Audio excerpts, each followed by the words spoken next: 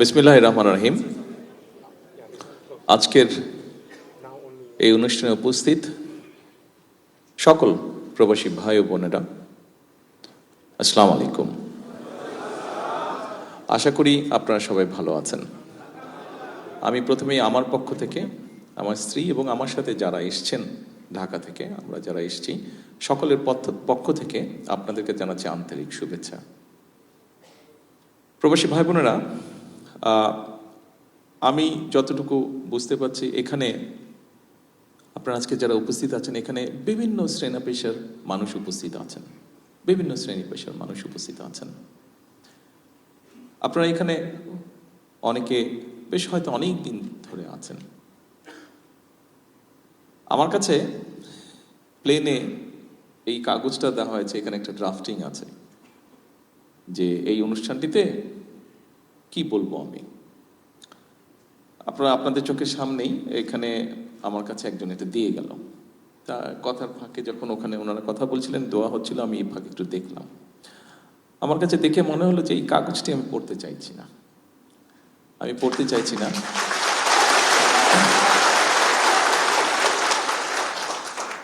আমি এতগুলো বাংলাদেশি যখন আমার সামনে আছে, আপনারা যারা এখানে বিভিন্ন কারণে এই দেশে আছেন, আপনাদের সাথে আমি আমার কিছু চিন্তা ভাবনা আপনাদের সাথে শেয়ার করতে চাই। আমার মনে হয় আজকে বোধহয় সেটাই বোধহয় উপযুক্ত হবে। প্রিয় ভাই বোনেরা,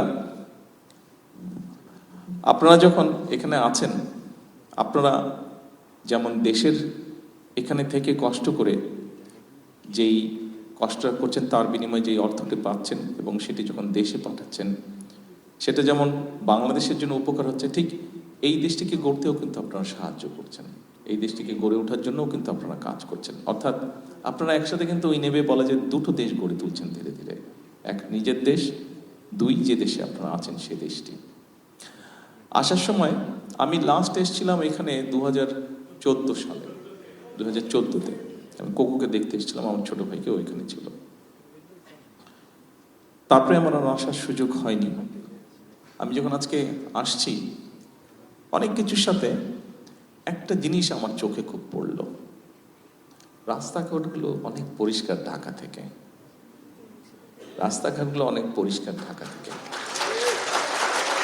শুধু ঢাকাই বা বলি কেন, বাংলাদেশের কম বেশি সকল জায়গা থেকে রাস্তাগুলো, এখানকার রাস্তাগুলো পরিষ্কার। এয়ারপোর্ট থেকে এই পর্যন্ত যখন আসলাম, দেখুন এই রাস্তাগুলো পরিষ্কার যারা রাখতে সহযোগিতা করছে, তাদের মধ্যে কিন্তু আমাদের ভাইরাও আছে। আমার প্রশ্নটা হলো, আমরা যদি বিদেশে পরিষ্কার রাখতে পারি, আমরা কেন দেশে পারবো না? আমরা কেন দেশে পারবো না? আমি এই কথাটাই আপনাদের সাথে শেয়ার করতে চাইছি। আপনারা যারা মালয়েশিয়াতে আছেন, আমাদের আরো বাংলাদেশি ভাইরা, প্রবাসী ভাইরা যারা পৃথিবীর বিভিন্ন দেশে আছেন, সবাই যখন বিদেশে যান, বিদেশে থাকেন, বিদেশে পরিশ্রম করছেন, যে দেশেই আছেন, সেই দেশটিকে যেমন গড়ে তুলতে সাহায্য করছেন, একই সাথে নিজের দেশকেও গড়ে তুলতে সাহায্য করছেন পরোক্ষভাবে। তা আমরা অন্য দেশ যদি গড়ে তুলতে সাহায্য করতে পারি, তা আমরা কেন নিজের দেশ করতে পারবো না? ডেফিনেটলি পারবো। হয়তো আমাদেরকে আরেকটু পরিকল্পনা করতে লাগবে। প্রিয় ভাই বোনেরা, আমি সেরকম বিষয় থেকে আজকে আপনাদের সামনে আমি কতগুলো কথা তুলে ধরতে চাই, আমাদের কিছু চিন্তা ভাবনা। যেমন প্রথমে যদি ধরি যে এই যে মালয়েশিয়া সরকারের আমন্ত্রণে গত নির্বাচনে আমরা যখন আলহামদুলিল্লাহ আল্লাহর মতে জয়যুক্ত হলাম, প্রথম যে কয়েকজন ব্যক্তি আমাকে ফোন করে অভিনন্দন জানিয়েছিলেন, তার মধ্যে ডক্টর আনোয়ার ইব্রাহিম, মালয়েশিয়ার প্রধানমন্ত্রী, উনি তার মধ্যে প্রথম দুই একজনের মধ্যে উনি একজন জানিয়েছেন এবং উনি আমাকে আমন্ত্রণ জানিয়েছেন আসার জন্য। সেই আমন্ত্রণেই আজকে এখানে এসেছি। কালকে ইনশাল্লাহ ওনার সাথে দেখা হবে, ওনার সাথে আমরা কথা বলবো।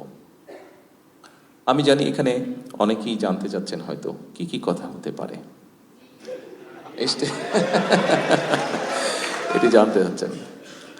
হ্যাঁ, আমরা কিছু বিষয়ে কথা বলবো। এখানে প্রথমেই মালয়েশিয়া বলে যে বিষয়টি আছে, সেই বিষয়টি হচ্ছে যে আমাদের এখানে বহু শ্রমিক কাজ করেন অনেক দিন ধরে, যে কোনো কারণেই হোক আমাদের দেশ থেকে এখানে মানুষ আসতে পারছে না, কাজ নিয়ে জব নিয়ে এখানে আসতে পারছে না।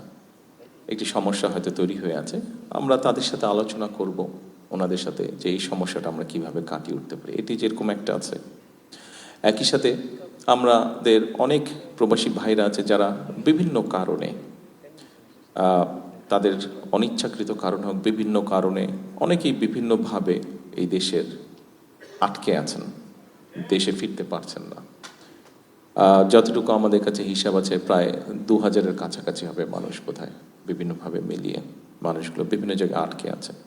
আমরা চেষ্টা করব এই মানুষগুলোকে কিভাবে এখান থেকে মুক্ত করা যায়, অন্তত ওনাদের সাথে আলোচনা করব এখানকার সরকারের সাথে। একই সাথে কিন্তু আমরা আরও বিষয় নিয়ে আলোচনা করতে চাই। যেমন আমরা জানি মালয়েশিয়া সেমিকন্ডাক্টর বা কম্পিউটার বা আইটি এই সেক্টরে ভালো। আমরা চাই যে তাদেরকে বাংলাদেশে আমন্ত্রণ জানাতে, এই দেশের ব্যবসায়ীদেরকে আমন্ত্রণ জানাতে বাংলাদেশে, যে তারা এই সেক্টরগুলো, আইটি হোক, এখানে অনেক ইন্ডাস্ট্রিজ আছে, ছোট ছোট অনেক ইন্ডাস্ট্রিজ আছে, টয় ইন্ডাস্ট্রি আছে, ইলেকট্রনিক ইন্ডাস্ট্রি আছে, এইগুলো দেশে তারা ইনভেস্ট করবে কিনা, বাংলাদেশে ইনভেস্ট করবে কিনা। অর্থাৎ আমরা শুধু একটা জায়গায় সীমাবদ্ধ থাকতে চাইছি না।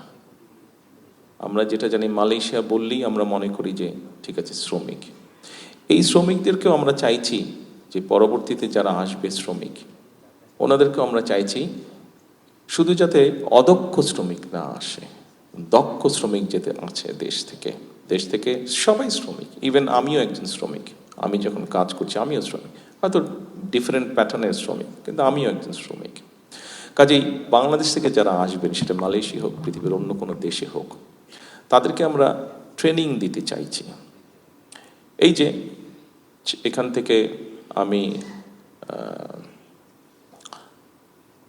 চায়নাতে যে যাব, এখান থেকে সেখানে তাদের সাথে আলাপ করব, এখানে মালয়েশিয়ানদের সাথে আলাপ করব, এর মধ্যে আমাদের জার্মানদের সাথে আলাপ হয়েছে, জাপানিজদের সাথে আলাপ হয়েছে, আমাদের ব্রিটিশদের সাথে আলাপ হয়েছে। আমাদের দেশে যে টেকনিক্যাল ইনস্টিটিউশনগুলো আছে, এগুলো আমরা ডেভেলপ করতে চাই, এগুলোকে আমরা আপগ্রেড করতে চাই। কি আপগ্রেড করতে চাই? আমরা কাজ করছি, আমরা বের করার চেষ্টা করছি যে আমাদের দেশের প্রায় 1.5 কোটি মানুষ পৃথিবীর বিভিন্ন দেশে আছে। এই 1.5 কোটি মানুষগুলো সাধারণত কি ধরনের কাজ করছে, 1 নম্বর। দ্বিতীয়ত হচ্ছে যে আগামী 10 বছর কোথায় কোথায় বাংলাদেশ থেকে মানুষ বিভিন্ন টাইপের কাজ নিয়ে, বিভিন্ন ডিফারেন্ট ক্যাটাগরির জব নিয়ে তারা যেতে পারে, কি সেগুলো, সেটাকে আমরা বের করার চেষ্টা করছি। অলরেডি দায়িত্ব দেওয়া হচ্ছে সরকারের কনসার্ন ডিপার্টমেন্টকে, তারা কাজ করছে, সেটা বের করার চেষ্টা করছি। সেইভাবে করে আমরা আমাদের লোকজনকে রেডি করব। যেমন ধরেন, আমরা যদি জাপানের কথা ধরি, জাপানিজদের সাথে আমাদের যেটা কথা হয়েছে, তারা তাদের দেশে নিশ্চয়ই আপনাদের ধারণা আছে, এখান থেকে তো খুব বেশি দূরে না, তাদের দেশের পপুলেশন কিন্তু এখন মাইনাসের দিকে, অর্থাৎ তাদের দেশে বয়স্ক মানুষের সংখ্যা বেশি, কর্মক্ষম বা ইয়াং মানুষের সংখ্যা কম, তাদের দেশে কমে যাচ্ছে ধীরে ধীরে। ফলে তাদের বড় দুটো সমস্যা দেখা দিচ্ছে। এক, তাদের যে কৃষি জমিগুলো আছে, এই কৃষি জমিগুলোতে তাদের কাজ করার মানুষের সংখ্যা কমে যাচ্ছে, তার পাচ্ছে না। 2, যেহেতু বয়স্ক মানুষের সংখ্যা বেশি, তাদের একটা সমস্যা হচ্ছে তাদের কেয়ারটেকার তারা পাচ্ছে না। বয়স্ক মানুষদেরকে যে লুক আফটার করতে হবে, তাদের মিল ফ্যাক্টরিতে হয়তো রোবট কাজ করছে, কিন্তু রোবট তো আর মানুষকে ওইভাবে টেক কেয়ার করতে পারে না। মানুষের তো হিউম্যান টাচ দরকার, হিউম্যান ফিলিংস দরকার, এখন কেয়ারার দরকার। এখন সেই দেশে যদি আমরা, জাপানে যদি আমরা মানুষ এমনি দিতে চেষ্টা করি, তাহলে কিন্তু তারা নিতে পারবে না। কারণ জাপান, আপনারা জানেন, আমরা মোটামুটি জানি, একটু কনজারভেটিভ সোসাইটি 1 নম্বর, এবং জাপানিজ লোকজন সাধারণত জাপানিজ তাদের নিজস্ব ল্যাঙ্গুয়েজ ছাড়া কথা বলে না। তো এখন আমরা যদি সেখানে মানুষ পাঠাই, তাহলে যেটা আমাদের করতে হবে, তাদের কালচার মিনিমাম একটা ট্রেনিং দিতে হবে, 1 নম্বর। দ্বিতীয়ত, তাদের ফার্মিংটা কী টাইপের হয় সেটা ট্রেনিং দিতে হবে। তৃতীয়ত, হেলথ কেয়ারের যেটা, তাদের কাজটা কী হবে, শুধু পাঠিয়ে দিলে তো হবে না। যদি পুরুষ হোক, নারী হোক, যদি হেলথ কেয়ারের হিসাবে যায়, হেলথ কেয়ারের মিনিমাম বেসিক কতগুলো ট্রেনিং আছে, বিভিন্ন ধরনের পেশেন্ট থাকে, বিভিন্ন ধরনের এলডারলি পেশেন্ট থাকে বা এলডারলি লোকজন থাকে, এক একজনের সবার তো এক রকমের হেলথ কেয়ার লাগে না, বিভিন্ন ক্যাটাগরির আছে। এবং সবচেয়ে বড় যে জিনিসটা হচ্ছে ভাষাটা। কাজেই তাদেরকে একটা ভাষা শিক্ষা দিয়ে আমাদেরকে পাঠাতে হবে। কাজে আমরা সেভাবে করে সাজানোর চেষ্টা করছি। একটু সময় লাগবে, আমরা সেভাবে করে গড়ে তোলার চেষ্টা করছি আমাদের ইনস্টিটিউশনের ভাষাগুলোকে। ঠিক একইভাবে ইউরোপের ক্ষেত্রে বলুন, ইভেন আমরা চেষ্টা করছি আগামী, আমাদের এখানে আমাদের লেবার মিনিস্টার সাহেব আছেন বসে, আগামী 1 বছরের মধ্যে আমরা আশা করছি ইনশাল্লাহ মধ্যপ্রাচ্যে আমাদের যে সকল মানুষ যাবেন তাদেরকে আমরা বেসিক অ্যারাবিক ল্যাঙ্গুয়েজ কোর্সটা আমরা শিখিয়ে তাদেরকে পাঠাবো, যাতে করে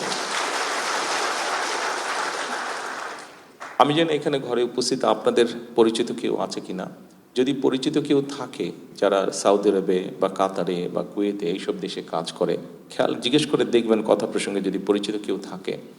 অনেক লোক আছে বাংলাদেশ থেকে, পাকিস্তান থেকে, ইন্ডিয়া থেকে, এই 3 দেশ থেকে ধরেন গিয়েছে, 3 জন ব্যক্তি একই সাথে গিয়েছে, কিন্তু ওই 2 দেশের ব্যক্তি দেখবেন প্রমোশন পেয়ে আগে চলে গেছে, অথবা মালিক যে আছে সে একটু প্রায়োরিটি দেয় ওই দেশের। কেন মালিক প্রায়োরিটি দেয়? কারণ তারা ওই ভাষাগুলো শিখে যায় এবং কিছু এথিক্স আদব কায়দা শিখে যায়। একটা ঘটনা আপনাদেরকে বলি, এক সাউদি ভদ্রলোক, সে একজন ইন্ডিয়ানকে, সে তার বাসার তার যে ছেলে মেয়ে আছে তাদেরকে স্কুল থেকে আনা নেওয়ার জন্য দায়িত্ব দিয়েছে। তার কিন্তু একজন বাংলাদেশিও আছে, কিন্তু বাংলাদেশিকে সে দায়িত্বটা দেয় না, কিন্তু আর সব কিছু মোটামুটি তাকে সুবিধা দিচ্ছে হয়তো। তো একদিন ওই বাংলাদেশি তাকে জিজ্ঞেস করেছে, আচ্ছা বস, আপনি আমাকে বাচ্চাদেরকে দেন না কেন? তো বলে যে, দেখ তুই সবই ভালো, সব কিছু আছে বুঝলাম, কিন্তু তুমি তো ইংরেজি বলতে পারো না, আর ওই যে ইন্ডিয়ানটা আছে ও ইংরেজি বলতে পারে, ফলে যেটা হচ্ছে আমার বাচ্চারা যখন স্কুল থেকে বাসায় আসে তখন কিন্তু তারা ওর সাথে কথা বলে, ও তাদের সাথে কথা বলে, ভালো মন্দ সব কিছু কথা বলতে বলতে আসতে পারে, ওদের কোনো সুবিধা অসুবিধা বলতে পারে, কিন্তু তুমি তো সেটা পাচ্ছ না, সেই জন্য তোমাকে আমি ওখানে দিচ্ছি না। আমি আপনাদেরকে একটা ছোট্ট উদাহরণ দিলাম যে এই সমস্যাগুলো হয়। তো আমরা যদি আমাদের যারা যায় বিভিন্ন, যেমন কাতারে খুব সম্ভব তাই তো, কাতারে না 6,000 ড্রাইভার নেবে, তাদেরকে এখন ট্রেনিং দেওয়া হবে, তাদেরকে লোকাল ল্যাঙ্গুয়েজ শেখানো হবে, তাদেরকে একটা বেসিক ইংলিশ ক্লোজ দেওয়া হবে, আর এমনি যেগুলো টেকনিক্যাল ট্রেনিং আছে সেগুলো দেওয়া হবে। তার ফলে আমরা যদি আমাদের মানুষদেরকে এইভাবে প্রস্তুত করে পাঠাতে পারি তাহলে কি হবে, ভ্যালু অ্যাড। অর্থাৎ আপনি তো পরিশ্রম করছেন, 8 ঘন্টা হোক, 10 ঘন্টা হোক, 12 ঘন্টা হোক, আপনি পরিশ্রম করছেন, 15 ঘন্টা হোক পরিশ্রম করছেন, কিন্তু আপনি যদি ভ্যালু অ্যাড করতে পারেন, অর্থাৎ আপনার মধ্যে যদি ট্রেনিং থাকে কোনো, আপনার মধ্যে সেই দক্ষতা যদি থাকে, তাহলে যেটা সম্ভব হবে সেটা হচ্ছে যে আপনি যদি এখন ঘন্টায় 100 টাকা পান, তখন আপনি ঘন্টায় 300 টাকা পাবেন। সেটা আপনার জন্য লাভ হচ্ছে, আপনার পরিবারের জন্য লাভ হচ্ছে, আর আলটিমেটলি দেশের জন্য তো অবশ্যই লাভ হচ্ছে। তো আমাদের এখন গোলটা হচ্ছে এটা, আমরা বাংলাদেশ থেকে যে সকল দেশে প্রবাসী আমাদের যারা বিভিন্ন ক্যাটাগরির মানুষ যারা যান, আমরা চাচ্ছি এনাদেরকে আমরা এইভাবে ট্রেনিং দিতে, এইভাবে ট্রেনিং দিয়ে পাঠাতে, অর্থাৎ এই সেক্টরটাকে ধীরে ধীরে আমরা গড়ে তুলতে। এখন আসলে এটা গেলে সংক্ষেপে একটি বিষয়, আমাদের আরেকটি চিন্তা ভাবনার কথা আপনাদের সামনে তুলে ধরি। যেহেতু বিদেশে আছেন, সারাক্ষণ মন তো দেশে পড়েই থাকে সবার, হয়তো অনেকেরই ফ্যামিলি আছে, তারপরেও দেশে মন পড়ে থাকে, হয়তো প্রতি 15-20 মিনিট, আধা ঘন্টা, 1 ঘন্টা অন্তর অন্তর মাঝে মাঝে ফ্যামিলির সাথে হয়তো টুকটাক মেসেজ আদান প্রদান করছেনই আপনারা কম বেশি সবাই। এখন নিশ্চয়ই আপনারা একটা ইনসিডেন্ট বা ঘটনা তো না, একটা অনুষ্ঠান গতকাল নিশ্চয়ই আপনারা দেখেছেন, আর্মি স্টেডিয়ামে একটা অনুষ্ঠান হয়েছে। আর্মি স্টেডিয়ামে এয়ারপোর্ট থেকে যাওয়ার পথে নিশ্চয়ই দেখেছেন সবাই আর্মি স্টেডিয়াম, সেখানে একটা অনুষ্ঠান হয়েছে এবং সেখানে প্রাইমারি স্কুলের বাচ্চাদের একটা ফুটবল খেলা হয়েছে। এই খবরটা নিশ্চয়ই আপনারা দেখেছেন, গতকাল হয়েছে, আজকের পত্র থেকে এসছে। এখন আপনারা বলতে পারেন যে এটা কি এমন গুরুত্বপূর্ণ খবর? যারা দেখেছেন বা ডিটেলটা দেখেছেন তাদের হয়তো জানা আছে, সবার না জানা যেহেতু হয়তো নেই, সেই জন্য আমি কথাটা বলি। এই যে অনুষ্ঠানটি হয়েছে, প্রাইমারি গোল্ড কাপ যে ফুটবল টুর্নামেন্টটা হয়েছে, এই অনুষ্ঠানতে আপনারা জানেন সারা বাংলাদেশে প্রাইমারি স্কুলের 22 লক্ষ বাচ্চা পার্টিসিপেট করেছিল, 22 লক্ষ বাচ্চা। এবং এই 22 লক্ষ বাচ্চা যে পার্টিসিপেট করেছিল, এখানে ইভেন্ট হয়েছিল 1,23,000টা ইভেন্ট হয়েছিল। আপনারা বলতে পারেন, হয়তো অনেকেই প্রশ্ন করতে পারে, ঠিক আছে ভালো কথা হলো, একটা বড় অনুষ্ঠান হচ্ছে, বাচ্চাদের প্রাইমারি স্কুলের বাচ্চাদের অনুষ্ঠান হচ্ছে, ফুটবল খেলেছে। লক্ষ্য কিন্তু সেটা না, লক্ষ্যটা কিন্তু অন্য জায়গায়। অর্থাৎ দেখুন, একটা সমস্যা, এটা পৃথিবীর অনেক দেশেই আছে, বাংলাদেশেও একটা আছে, সমস্যাটা আছে। এখন এই সমস্যাটাকে তো আপনাকে অ্যাড্রেস করতে হবে এবং একই সাথে আপনাকে আরো অনেকগুলো পরিকল্পনা চিন্তা করতে হবে। আসুন সমস্যা কি সেটা আমরা তুলে ধরি সংক্ষেপে। সমস্যাটা হচ্ছে ড্রাগের একটা সমস্যা, আপনারা জানেন কম বেশি আমাদের সমাজে আছে। এখন একটা বাচ্চা, সে প্রাইমারি স্কুলের বাচ্চা হোক, সে সেকেন্ডারি স্কুলের বাচ্চা হোক, ইন্টারমিডিয়েট লেভেলের বাচ্চা হোক, অর্থাৎ বয়সটা কত, 8 বছর, 15 বছর, 20 বছর, 22 বছর, এই যে বাচ্চাটা, এই এই এই বয়সের বাচ্চারা যারা, এদের কিন্তু মানসিক এবং শারীরিক অসম্ভব এনার্জি থাকে। আমরা এই বয়সটা পার হয়ে এসেছি, কাজে আমরা জানি এই গাছে উঠে যাচ্ছে, এই দেওয়ালে উঠে যাচ্ছে, এই পুকুরে ঝাঁপ দিচ্ছি, কিছু একটা করছি, মানে অর্থাৎ কিছু একটা করতে ইচ্ছা করে, সারাক্ষণ মাইন্ড কাজ করছে, মন কাজ করছে, সারাক্ষণ ব্রেন কাজ করছে, এবং আমরা সেটা তো বার্ন করতে হবে কোথাও। এখন দেখেন দেশে খেলার মাঠগুলো হয় দখল হয়ে গিয়েছে, এই গল্প বলে তো আর লাভ নেই, এটা কম বেশি সবাই আমরা জানি। খেলার মাঠ বলতে গেলে নেই দেশে। আচ্ছা, শহরগুলোতে বলতে গেলে ঢাকা শহরে তো নেই, বড় শহরগুলোতেও খুব লিমিটেড। এখন এই বাচ্চাগুলোকে তো আপনার একটা এভিনিউ দিতে হবে, তাদের যে এনার্জিটা, মানসিক এবং শারীরিক যে এনার্জিটা, তো বার্ন করার জায়গা দিতে হবে। আপনি যখন তাকে খেলার সুযোগ দিবেন না, বন্ধ করে দিবেন, আপনি যখন তার, অনেকের মধ্যে অনেক কোয়ালিটি আছে, এখানে আপনারা আছেন অনেকে, আপনারা যে আমাদের বিভিন্ন জাতীয় দিবস হয়, 26শে মার্চ হয়, 16ই ডিসেম্বর হয়, 21শে ফেব্রুয়ারি, অনেকেই আপনারা কিন্তু গান করেন, অনেকে মিউজিক্যাল ইনস্ট্রুমেন্ট বাজান, অনেকে কেরাত প্রতিযোগিতা করেন, স্পোর্টসে অনেকে ভালো আছেন। এই যে আপনাদের মধ্যে এই কোয়ালিটিগুলো, একটা মানুষ, বাচ্চারা যারা আছে, যেই বাচ্চাগুলোর আমি কথা বললাম, এই বাচ্চাগুলোর মধ্যে তো এই এনার্জিটা আছে এবং তাদের এই কোয়ালিটি আছে। অনেকের, কারো গান শিখতে ইচ্ছা করে, কারো নাচ শিখতে করে, কারো ছবি আঁকতে ইচ্ছা করে, কারো কবিতা আবৃত্তি করতে ইচ্ছা করে, কারো কেরাত প্রতিযোগিতা করতে ইচ্ছা করে। এখন আমাদের এরা আমাদের সন্তান, আমাদের ভবিষ্যৎ। আমাদেরকে তো উপায় বের করে দিতে হবে যে সে যাতে সঠিক ডাইরেকশনে থাকে। এরকমই একটি ডাইরেকশন হচ্ছে, আমরা চাইছি যে আমাদের বাচ্চাদেরকে আমরা খেলার মাঠে ফিরে নিয়ে আসি। সারাদিন ফেসবুক থাকা অথবা অন্য কোনো আকর্ষণ থেকে, অন্য কোনো কিছুর ভিতর থেকে আমরা আস্তে আস্তে আমাদের জেনারেশনটাকে নিয়ে আসি প্রোডাক্টিভিটিতে। এবং সে কারণেই এই প্রাইমারি স্কুলে আমরা খেলার আয়োজন করেছি।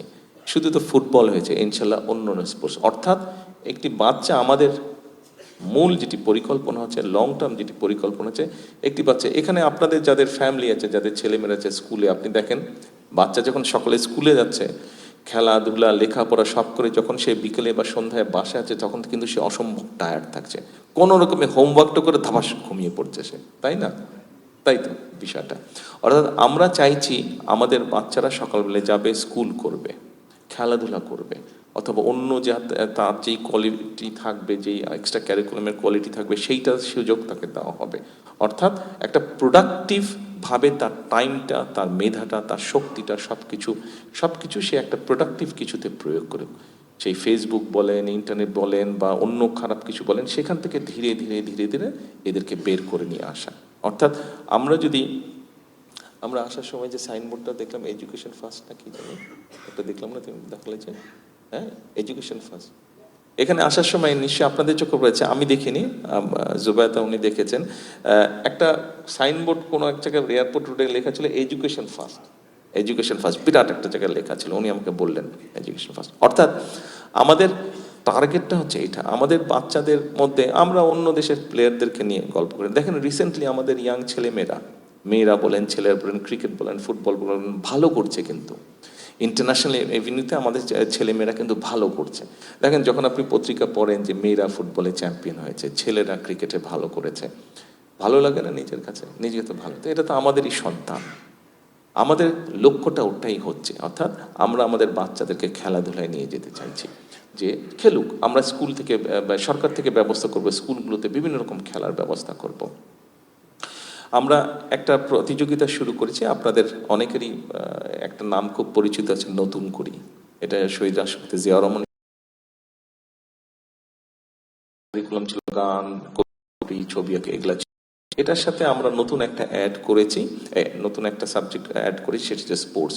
নতুন করিতে ওটা আছে, এটা স্পোর্টস।